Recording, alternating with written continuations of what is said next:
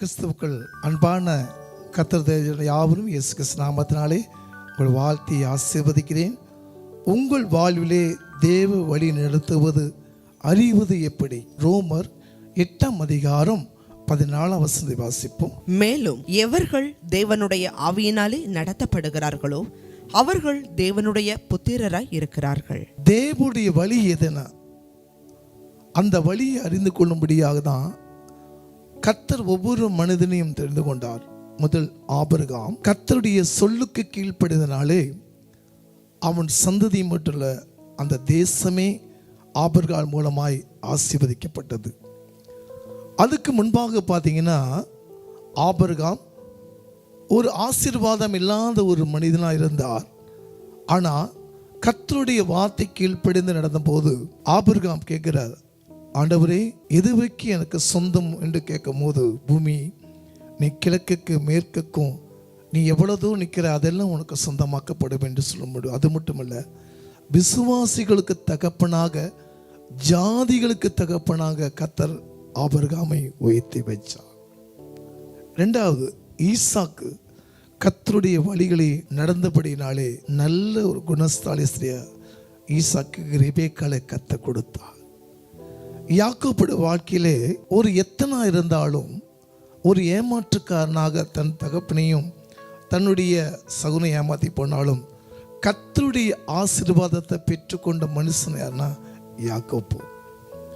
ஆண்டவரே என்னை ஆசீர்வதிக்க நான் விடேன் என்று சொல்லி விடாப்பிடியாக ஆண்டவர்கிட்ட ஜெபம் பண்ணி விசுவாசமாய் பெற்றுக்கொண்டது யாருன்னா யாக்கோப்பு. ஆதியாகமம் 32:1 வாசிப்போம். யாக்கோபு பிரயாணம் பண்ணுகையில் தேவதூதர்கள் அவனை சந்தித்தார்கள். கர்த்தருடைய வழி என்னை யாக்கோப்பு அறிந்து கொண்டார்.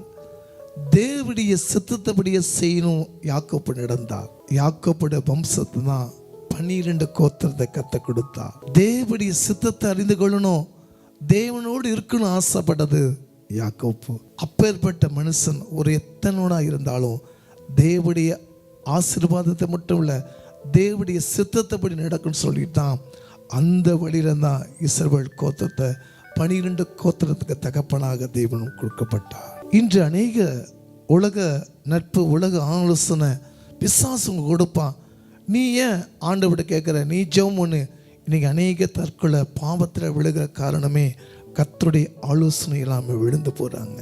கர்த்தருடைய ஆவியிலே நடப்பது எப்படி ஆண்டவர் ஆவியிலே நடக்கப்படும். ஒவ்வொரு பரிசுத்த ஆவியை நடக்கும் போது அந்நிய பாஷை பேசுகிற தேவனிடத்தை ரகசியத்தை பேசலாம். பிசாசுக்கு தெரியாத ஒரே மொழி அந்நிய பாஷை. தேவ தூதர்கள் தேவன் பேசுகிற பாஷை தான் அந்நிய பாஷை. ஒவ்வொரு ஆவியிலும் நடத்தும் போதும் அந்த பரிசுத்த அபிஷேகம் பெற்றுக்கொள்ளப்பட வேண்டும். 12 சீசர்கள் இயேசு இருக்கும் போது பார்த்தீங்கன்னா ஒரு அற்புதமும் அடையாளமும் அவங்க தெரியாது.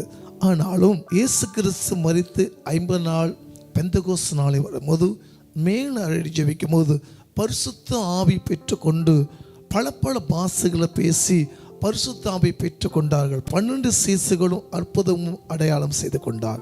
அப்போ நம்ம தேவனிடத்தில் பரிசுத்தமாக இருக்கப்பட வேண்டும்னா அந்நிய பாஷையில் தேவனை ஆராதிக்கப்பட வேண்டும். 9 வரங்களும் கனிகள் எதுக்காகனா உலகத்தின் அதிபதி வருவதற்கு எதிர்த்து நிற்க தான் அந்த ஆயுதங்களை ஆண்டவங்களுக்கு கொடுத்திருக்கிறார். அதுக்கப்புறம் தேவனுடைய திட்டத்தை வெளிப்படுத்துகிறார். 1 கொரிந்தியர் 14:2 வாசிப்போம். ஏனெனில் அந்நிய பாஷையில் பேசுகிறவன் ஆவியினாலே ரகசியங்களை பேசினாலும் அவன் பேசுகிறதை ஒருவனும் அறியாதிருக்கிறபடியினாலே அவன் மனுஷரிடத்தில் பேசாமல் தேவனிடத்தில் பேசுகிறான். தேவ சமூகத்தை பரிசுத்தாவி பெற்றுக்கொண்டு அந்நிய பாஷை பேசிக்கொண்டு வரங்களுக்கு கனிகள் இருந்தால் தேவனுடைய வழியை நம்ம நடத்த முடியும். 2வது காரியம், கர்த்தருடைய வசனத்தைப்படியே நீங்கள் நடக்க ஒப்புக்கொடுங்கள். சங்கீதம் 119:105 வாசிப்போம். உம்முடைய வசனம் என் கால்களுக்கு தீபமும் என் பாதைக்கு வெளிச்சமுமாய் இருக்கிறது. ஆண்டவரே, இந்த பூமியில் வச்ச நோக்கம் என்னப்பா? நான் என்ன செய்யணும்? உங்களோடு பேசணும், உங்களோடு உறவாடணும். என்னை கொடுத்து என்ன திட்டம் இந்த பூமியில் வச்சுருக்கேன் கேட்கும் போது தான் கர்த்தர் எப்படி பழைய ஏற்பாடு புதிய ஏற்பாடு பரிசுத்தமான தேர்ந்து கொண்டாரோ உங்களையும் தேவன் அறிந்து தெரிந்து கொள்வார். கண்கள் மூடி ஜெபிப்போம். உங்கள் வாழ்விலே தேவ வழி நடத்துவது அறிவது எப்படி நான் பார்த்தப்பா. யாக்கோப்பு தன் தகப்பனை ஏமாற்றம் எத்தனை இருந்தாலும் தேவனுடைய சித்தத்தைப்படி நடக்கணும், தேவனுடைய காரியத்தை அறிந்து கொள்ளணும்னு சொல்லி ஜெபிக்கும் போது தூதர்கள் அவர் பேசப்பட்ட போது அந்த 12 கோத்திரத்துக்கு தகப்பனாக யாக்கோப்பை தேவன் வைத்தீர்.